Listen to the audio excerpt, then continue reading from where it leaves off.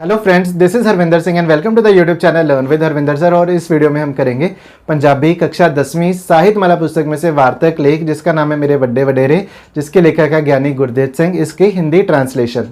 दोस्तों, इस बात का ध्यान रखें कि इस वीडियो में हमने इस पार्ट को हिंदी में एक्सप्लेन किया, पर अगर आप सबने हमारे साथ पंजाबी में इस पार्ट को समझना है या इसके प्रश्न उत्तर करने हैं तो हमने उसकी अलग से वीडियो बनाई है, जिसका लिंक नीचे डिस्क्रिप्शन बॉक्स में दिया गया है। और इस पार्ट की पूरी तरह तैयारी के लिए आप सभी विद्यार्थी उस वीडियो को ज़रूर देखें। आओ शुरू करते हैं। तो दोस्तों, इस पार्ट में लेखक ने अपने वडेरों की, अपने दादे भाइयों की जो बात है वह की है। और शुरू में लेखक ये लिखते हैं कि मेरे दादे परदादे बड़े वडेरे किसी राजे, नवाब के नौकर, रईस या भक्तावर का मतलब होता है भाग्यशाली नहीं थे। ना ही वह आध्यात्मिक क्षेत्र में कोई दर्जा रखते थे, ना ही वह विद्वान थे। वह तो अपने ज़माने के पुरखे, अपने ज़माने के वडेरे, अपने ज़माने के लोग थे। रज के खाते थे, दब के वाते थे, मीन्स की खेती करते थे। वह किसान थे, पर वह पहलवान किस्म के लोग थे। उनका शरीर पहलवानों की तरह था। जिससे उठ लेखक का शरीर कैसा था? लेखक का शरीर माड़ा जा था, मीन्स की लेखक बहुत पतला था। इस करके पिंड के लोग, गांव के लोग लेखक को कागजी पहलवान कहते थे। और लेखक लिखते हैं कि उसने अपने दादों को, अपने वडेरों को कभी आंखों से देखा नहीं है, सिर्फ उनकी कहानियाँ ही सुनी हैं। और लेखक के दादे 4 भाई थे। क्या क्या नाम थे उनके? उनके नाम थे बाबा दास, बाबा पुन्नू, बाबा राम दत्ता और साहेब सिंह। और उसके बाद लेखक ने अपने वडेरों के कुछ किस्से हमें बताए हैं। तो सबसे पहला किस्सा छापे पिंड का। तो क्या हुआ कि एक बार छापे पिंड वालों ने रिश्तेदारी होने की वजह से लेखक के बड़ों को, दादों को शादी में बुलाया और गुड़ के प्रसाद का काफ़ी बड़ा कड़ाहा बनाया गया। तो छापे पिंड वालों ने सोचा कि प्रसाद पहले शरीकों को, रिश्तेदारों को खिलाएंगे, पर लेखक के वडेरों ने क्या किया? उन्होंने प्रसाद का कड़ाहा खाने लगे हुए और उन्होंने पूरा प्रसाद पहले ही ख़त्म कर दिया। और प्रसाद वर्ताने वाले भी इधर उधर देखने रह गए। तो इस बात से छापे पिंड वाले नाराज़ हो गए, क्योंकि लेखक के वडेरों ने सारा प्रसाद खा लिया। और छापे पिंड वालों ने लेखक के वडेरों के साथ नाता तोड़ लिया।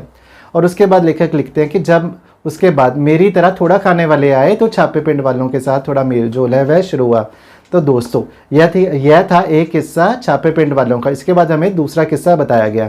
तो क्या होता था पुराने समय में कि पहलवान लोग दिग्विजय का झंडा लेके चलते थे। दिग्विजय के झंडे को विजय पताका भी कहा जाता है। तो वह गाँव में जाते थे और झंडा गाड़ देते थे। तो झंडा गाड़ने का क्या मतलब होता है? कि इसका ये मतलब है कि अगर पिंड में कोई पहलवान है तो वह हमारे साथ घुले, कुश्ती करे। नहीं तो पहलवान को पक्की रसद क्या होता है? राशन है, देना पड़ेगा। और पिंड वालों के लिए पहलवान का स्वागत करना बहुत ज़रूरी होता था।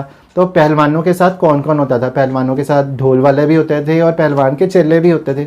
तो क्या हुआ कि एक बार जंगल की तरफ से एक मछरा हुआ पहलवान लेखक के पिंड आया। उसने अपनी विजय पताका लहराई, अपना दिग्विजय का झंडा है वह गाड़ा और पिंड के चौधरी ने पहलवान का स्वागत किया। और पहलवान को बहुत अहंकार था, बहुत घमंड था। किस बात का? कि लेखक का पिंड है वह बहुत छोटा था और उस पिंड में किसी पहलवान का नाम सुना ही नहीं था किसी ने। तो उस पहलवान ने चौधरी को कहा कि आपके पिंड में मैंने कोई पहलवान सुना ही नहीं, आप मुझे पक्की रसद दे दो और मैं अगले पिंड जाऊं। रसद में, राशन में क्या क्या देना था? तड़ी क्यों का मतलब है 5 किलो घी देना था, बादाम देना था, मेवा देना था, गुड़ और चीनी भी देनी थी। और उस समय 82 का काल भी चल रहा था। 82 का काल का मतलब है कि 1882 में उस गांव में अनाज की कमी थी। तो उस समय को 82 का काल कहा गया है। तो 82 का काल भी चल रहा था और चौधरी चढ़त सिंह बहुत सियाना था। तो उसने पहलवान को क्या कहा? उसने पहलवान को रात को पिंड में रुकने के लिए कहा और कहा कि हम अगले दिन इस बारे में बात करेंगे। तो उसके बाद क्या हुआ? उसके बाद चौधरी चढ़त सिंह बाबे पुन्नू के पास आया। उसने पिंड की इज्जत का वास्ता पाया। तो इज्जत का वास्ता क्यों पाया? क्योंकि पहलवान को जो अगर पक्की रसद राशन दिया गया तो इसका यह मतलब है कि पहलवान ने पिंड के ऊपर जीत प्राप्त कर ली है। तो इसलिए चौधरी ने बाबे पुन्नू को इज्जत का वास्ता पाया और बाबे पुन्नू को पहलवान के साथ कुलने के लिए, कुश्ती करने के लिए कहा। तो बाबे पुन्नू ने क्या सोचा? बाबे पुन्नू ने सोचा कि चौधरी बहुत ही मान के साथ आया, बहुत ही इज्जत के साथ आया और चौधरी को मना करना भी बहुत मुश्किल है। इस करके उसने चौधरी को कहा कि कहीं सूखी हड्डी, कहीं मुझे खाली पेट ही ना मरवा देना। तो चौधरी ने कहा कि तू फिक्र ना कर, 1-2 दिन तेरे को त्योड़ करके मतलब है कि 3 चीज़ें क्या क्या? मोठ, बाजरे और घी कि इसकी रजवी खिचड़ी है वह भेजता रहूँगा। तो उसने ये कहा। तो इस तरह चौधरी चढ़त सिंह ने बाबे पुन्नू को पहलवान के साथ कुश्ती करने के लिए मनाया। और अगले दिन चौधरी ने पहलवान को क्या कहा? पहलवान को कहा कि हम आपको पक्की रसद नहीं देंगे, क्योंकि पक्की रसद देने के बदले आपके साथ कोई कुश्ती करेगा, कोई 2-2 हाथ करेगा। क्योंकि पक्की रसद देने में पिंड वाले अपनी बदनामी समझते हैं। बदनामी क्यों समझते हैं? क्योंकि ये माना जाएगा कि पहलवान ने पिंड के ऊपर जीत प्राप्त कर ली है। अब कुश्ती का दिन आ गया। तो कुश्ती वाले दिन क्या हुआ, कुश्ती वाले दिन सारे लोग पहलवान को देख के हैरान थे कि इसके साथ कौन कुश्ती करेगा। पहलवान का शरीर नाग की तरह लिशक रहा था। लिशक क्यों रहा था, क्योंकि उसने अपने शरीर के ऊपर तेल लगाया हुआ था। और बाबा पुन्नू एक तरफ खेस की बुक्कल मारी, मीन्स के खेस को लपेट के इस तरह बैठा था। अब बाबे पुन्नू का पिंडा, बाबे पुन्नू का शरीर खुरदरा था क्योंकि उसने तेल ही नहीं लगाया हुआ था, और पहलवान का शरीर चमक रहा था। और बाबे पुन्नू को देख के पहलवान काफ़ी तेज़ हंसा कि यह मेरे साथ लड़ेगा। और पहलवान ने कहा कि क्यों बेचारे गरीब कबीरदार, क्यों बेचारे गरीब किसान को मरवाने लगे हो, किसी पहलवान को निकालो कि मैं पहलवान के साथ दो दो हाथ करूंगा। तो बाबे पुन्नू ने कहा कि पहलवान को हम बाद में निकालेंगे, तू पहला मेरे साथ ही मुकाबला कर ले। उसके बाद क्या हुआ, उसके बाद कुश्ती शुरू हुई और बाबे पुन्नू ने एक दो आरंभिक हाथ किए, थोड़ी सी कुश्ती गई। और उसके बाद बाबे पुन्नू ने पहलवान की ठोडी हेठा अपनी कूणी दा हौड़ा देके इस तरह पहलवान को चुक लिया कि बाबे पुन्नू ने पहलवान को इस तरह उठा लिया कि बाबे पुन्नू ने पहलवान को इस तरह उठा लिया कि पहलवान का सारा भार उसकी ठोडी और गर्दन के ऊपर आ गया। अब जो पहलवान है वह हवा में लटक रहा है और पहलवान की आंखों के अन्य है वे बाहर आ गए और पहलवान का सर चकरा गया। और उसके बाद क्या हुआ, उसके बाद पहलवान ने अपनी जान बख्शाने के वास्ते पाए और बड़ी मुश्किल से उसने बाबे पुन्नू से खैड़ा छुड़ाया। और बाबे पुन्नू ने कहा कि अभी तो हम गुले ही नहीं, अभी तो कुश्ती शुरू ही नहीं हुई। तो उसके बाद क्या हुआ, लोग पहलवान को घेर के अखाड़े की तरफ खींचे और पहलवान भागता रहा इधर उधर, तो क्योंकि उसने कुश्ती करनी नहीं। तो एंड में क्या हुआ, एंड में पहलवान अपना लुंग लाड़ा अपना सारा सामान छोड़ के भाग गया और बाबे पुन्नू की जय जयकार हुई। तो दोस्तों ये था बहुत इंपॉर्टेंट दूसरा किस्सा बाबे पुन्नू का। तो इसके बाद हमें एक और किस्सा बताया गया कि क्या हुआ कि एक बार शतूत का जो पेड़ है वह हनेरी करके मीन्स क्या अंधेरी जली और उसमें वह गिर गया। अब उसकी जड़ें धरती से बाहर आ गई पर अलग ना हो। तो पेड़ गिरा हुआ है, जड़ें बाहर आ गई पर धरती से अलग नहीं हो रही। तो लोग सोच रहे थे कि इसे ऊपर से काटें या नीचे से काटें। तो उसके बाद बाबे से पूछा गया, तो बाबे ने कहा कि इसको खींच के घर ही ले जाओ, इसकी कटाई बाद में होती रहेगी। तो लोगों ने कहा कि अगर शतूत तू खींच के ले गया तो तेरा। तो बाबे ने क्या किया, बाबे ने शतूत के दरख्त को हिलाया, पेड़ को हिलाया और वह खींच के अपने घर ही ले गया। तो और इस तरह का हमें एक और किस्सा बताया गया है। तो अगला किस्सा कि क्या हुआ कि एक बारी बाबा दास मैरे में जंगल में अपने डंगरों को, अपने जानवरों को वग में ग्रुप में रलाने के लिए गया। तो वहाँ एक किक्कर की गेली पड़ी थी, किक्कर की बहुत ही बड़ी लकड़ पड़ी थी। तो उस समय क्या होता था कि लकड़ की चोरी है वह आम होती थी कि कोई लकड़ है वह रख गया था कि जब हमें मौका मिलेगा हम उस लकड़ को उठा के ले जाएंगे। तो बाबे दास ने चौधरी से पूछा कि यह टंबा किसका, कि ये छोटी सी लकड़ का डंडा किसका है। तो चौधरी ने मजाक में कह दिया कि जो ले गया उसका है। तो पहला तो बाबे ने मजाक किया कि बड़ी लकड़ को छोटी सी लकड़ कह दिया, टंबा कह दिया, और बाद में चौधरी ने भी मजाक कर दिया कि जो ले गया उसका है। तो बाबे दास ने चौधरी को कहा कि बुरा ना मनाना। और बाबे ने क्या किया, बाबे ने अपना कंधा है वह नीचे किया, किक्कर की गिल्ली को ऐसे अपने कंधे के नीचे उठाया और वह अपने साथ अपने घर ले गया। और उस लकड़ की लटैट शतीर चढ़ाई, मीन्स की उसकी छत बनाई, छत पे रखा गया। और जब उसकी छत चढ़ाई गई 80-90 सालों बाद क्या हुआ, 80-90 सालों बाद वो लकड़ है वो गल गई, ख़राब हो गई, इसमें स्यूं दीमक लग गया। अब उसको उतारने का समय आ गया और जब उसे उतारने का समय आया तो पिंड में से, गांव में से 8-10 लोगों को इकट्ठा करना पड़ा। और वह लकड़ बाबा अकेला ही लेकर आया था, उसने अकेले ही लेंटर चढ़ाया था। तो उसके बाद क्या हुआ, वह 8-10 लोग क्या करते, वह लकड़ उतारते और बाबे के गुण गाते थे। तो इसके बाद क्या हुआ, इसके बाद हमें बताया गया है कि सिर्फ बाबे ही इतने ताकतवर नहीं थे, इतने शक्तिशाली नहीं थे, उनकी बहनें भी बहुत शक्तिशाली थी। तो उनकी बहनों के किस्से बताए गए हैं।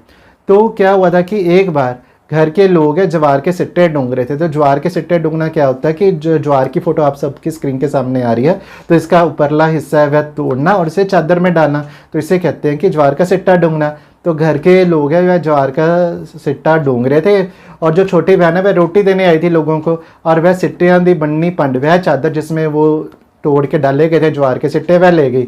घर जाके देखा कि वो 5 मण कच्ची थी। 5 मण मतलब कि 1 मण होता है 40 किलो, 5 मण है 200 किलो। तो कच्ची का मतलब है कि जब उसके ज्वार के डूंगे हुए सिट्टों में से तिनके वगैरह अलग किए गए तो वह कच्ची 200 किलो निकली। तो मतलब कि 200 किलो से भी ज़्यादा एक ही बार में ले गई थी।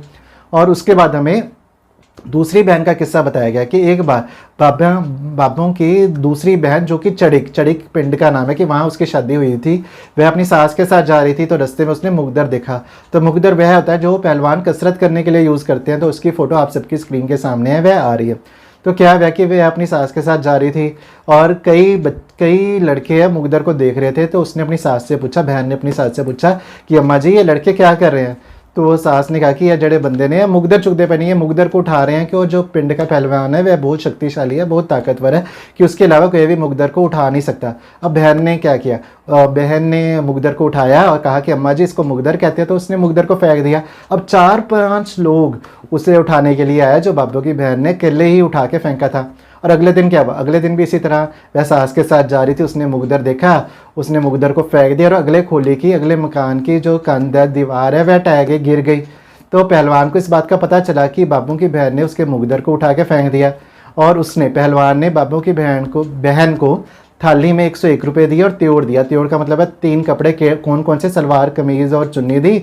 और उसने पहलवानी छोड़ दी, बाबू की बहन को धर्म की बहन बना लिया जब तक वह पहलवान जीता रहा, मीन्स कि वो जी रहा था जब तक। तो उसने बाबू की बहन को त्यौहार में, किसी भी फेस्टिवल में त्योड़ और कपड़े ले रहे हैं वह दिए। अब उस बहन के ना 2 पुत्र हुए। जब वह दूध रिड़कती थी, दूध में से मक्खन निकालती थी वह, तो वह अपने बच्चों को मक्खनी खिलाती थी और दौड़ाती, नसाउंदी और जोर कराती, एक्सरसाइज कराती थी। और एक एक बच्चा हुआ जिसका नाम था पहलवान मंगल सिंह। तो मंगल सिंह का किस्सा बताया गया कि वह एक बार लेखक के पिंड आया, अपने मामों के पास आया। तो वह 1.25 मन की मूंगलियाँ फेरता था। तो मूंगलियाँ क्या होता है कि एक मुगदर है वह 1.25 मन मीन्स की 50 किलो और दूसरा भी 50 किलो। तो वह 2 मीन्स की 100 किलो वजन उठाता, एक हाथ में 50 दूसरे हाथ में 50 किलो। तो इस तरह घुमाता था। वह 1.25 मन 50-50 किलो की मूंगलियाँ फेरता था। और उसके बाद क्या हुआ, जो लेखक के बाबे है वह मंगल सिंह को देखने नहीं जा रहे थे। तो चौधरी ने बाबे को कहा कि तू भी मंगल सिंह को मूंगलियाँ फेरते देखने जा, उसकी हौसला अफजाई कर। और फिर बाबा वहाँ चला गया। तो उसके बाद क्या हुआ, बाबे को देख के मंगल सिंह ने 20-25 शेर संगल और बढ़वा लिए कि पहले उसने 100 किलो वजन है वह उठाया हुआ है कि 50 किलो मुगदर इधर, 50 किलो मुगदर उधर, और उसने और भी वजन है वह ऐड करवा लिया और भी वजन बढ़ा दिया। और उसके बाद क्या हुआ, उसके बाद उसने मूंगलियाँ फेरी और बाबा काफ़ी खुश हो गया उसकी ताकत देख के। और बाबे ने मंगल सिंह को चांदी का डबल रुपया दिया और तड़ी के 5 किलो घी भी दिया जो उस समय 3 रुपये का था। और मंगल सिंह को अपनी कुच्छड़ में ले लिया और कहा, पुत्रा तू लाज रखेगा हमारी।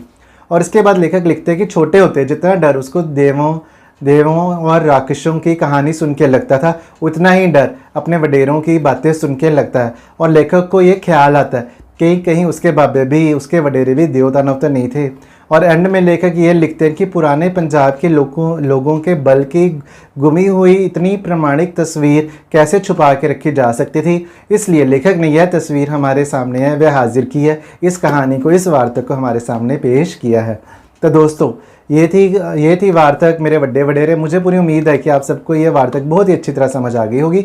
अगले वीडियो में हम इसके प्रश्न उत्तर करेंगे। उस वीडियो का लिंक नीचे डिस्क्रिप्शन बॉक्स में भी दिया गया है और आप सबकी स्क्रीन के सामने भी आ रहा है। अब दे अपने अध्यापक सरदार हरविंदर सिंह को इजाज़त। सत श्री अकाल।